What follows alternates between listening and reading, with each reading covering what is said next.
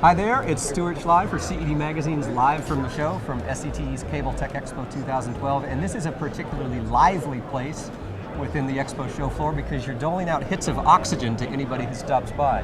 I'm with Brian Blunt, who's the Director of Product Development for Times Fiber Amphenol, and I'm serious, there is a live oxygen bar behind us. Thank you very much. Absolutely. Everyone thanks you for that. What's going on? Why oxygen, and what does it have to do with your product line and your business? Well, one of the things we're trying to explain this year is the effects of oxygen in the cable system. Kind of our really one-liner is oxygen is good for your body and bad for your cable system. Oxygen is actually a corrosive element in the cable system. It can convert some of the metals that we use, such as copper on our center conductor in coaxial cable, aluminum in our braid for coaxial cable, can convert those things to cupric oxide and aluminum oxide, which go from being excellent conductors in their natural form to when we oxidize those metals, they actually become insulators and they can cause problems throughout the cable system. Brian, how does oxygen actually infiltrate? How does it get into the physical cable itself? It usually gets in through impairments in the cable system itself, such as loose F connectors are a very, very common problem. Nicks or cuts in a cable, especially if it's a non-flooded or aerial cable, indoor cable or things like that. Any kind of impairments in the system or gaps in the system can allow oxygen in.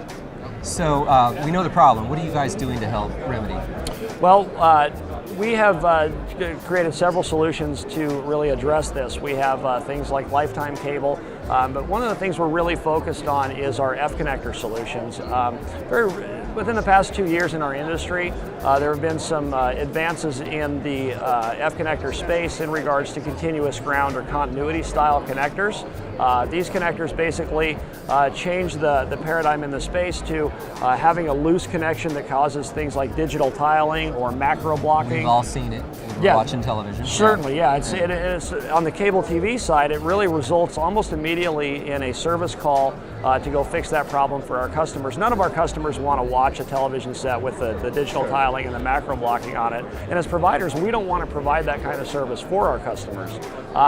So in the F connector space, we've designed a product that allows the connector to become slightly loosened, and we're able to shield those invasive noise elements and really prevent ingress, which is outside noise coming into our system, as well as egress, which is our system signal getting out into the world through the continuous grounding process, even when the connector's in a loosened state.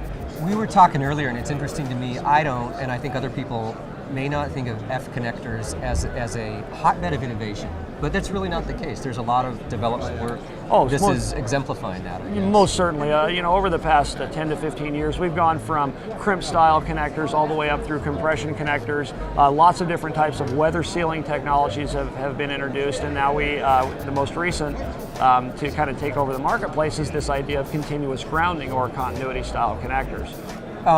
What do you see sort of the marketplace from a competitive standpoint? Are you alone in pursuing these remedies, or kind of how do you dope out the competitive world? Well, I think that's a great question. We are not we don't stand alone in the continuous ground connector space. In fact, there are several other manufacturers that provide these continuous ground connector solutions. But one of the things that we asked ourselves as we were developing the continuous ground solution is, what is the full scope of the job of the F connector? What job is it actually performing in the space? We do realize, obviously, that there's an electrical component of being able to block the ingress and egress that we spoke of just a second ago, and have those electrical protections in place for our customers. The continuous ground innovation really goes a long way toward furthering that end. But the other thing that we realize is there's an enormous mechanical component as well that the F connector is designed to provide, which is to keep out the oxygen and the moisture and all these things that we generally view as corrosive elements. The question that we really asked ourselves as we developed our continuous ground solution was, what happens to this connector as well as other manufacturers' continuous ground connectors as they become loosened in that loosened state when those continuous ground features are engaged outside the home in those corrosive environments? Are they allowing a path now for moisture or oxygen or the corrosive elements? Are they now exacerbating that corrosion problem when we solve the electrical problem? Basically, are we making the mechanical problem worse by fixing an electrical problem with the F connector? So you've had to be attentive to that in your designs and products. We were very sensitive to that. We've actually gone through several designs to make sure that we've manufactured a product that not only protects our customers from the ingress and egress due to the loose connector, but currently we really have the only offering on the market that is an indoor and outdoor connector all in one, that even when it's in that loosened state and that premium continuous ground feature is actually engaged, we are able to block the ingress or egress of air and moisture through that system. So it's actually hermetically sealed connector even when it's in a loosened state. You know, Brian, the SCTE is known for this emphasis partly on craftsmanship and the ability to really be expert on the technician side of the business. So there's a training component and education component to everything as well. What are you doing there to help kind of foster best practices and whatnot? You know, I think that's an excellent question as well, and it's something that should be brought up on the forefront of our industry. You know, as we change and our industry changes and we go from lots and lots of office meetings, for instance, internally on the cable TV side, to things like home dispatching our technicians, and flex time becomes something that's more of a hotbed. What we try to do at Times Fiber is really react and try to be ahead of the curve on those sort of things. So what we're developing now is we have some web-based, video-based training that our customers can log into our website. Nice. And actually access not only our training, our F-connector training, for instance, the entire session, but they can actually take tidbits of that in 1 or 2 or 5 minute increments and just focus on connector tightness or cable preparation or cable care.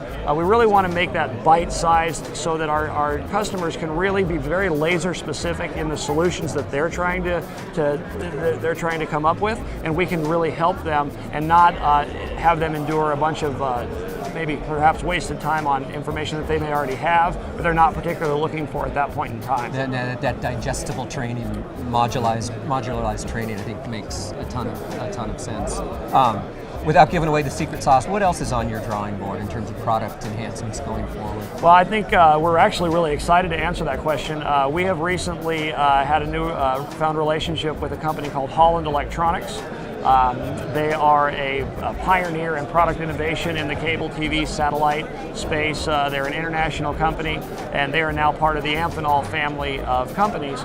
We're really looking forward to being able to take a lot of their technical innovations along with our own and meld those into even more exciting and technically advanced products in the future. Last question, your flavor of choice at the Oxygen Bar? I got to go with vanilla. Okay, I went spearmint was mine in case you're looking for recommendations. Thank you. Brian, really a very informative and educational visit. Thank you so much. I appreciate the chance to do so. With Times Fiber Amphenol and from CED Magazine's Live from the Show, I'm Stuart Schley.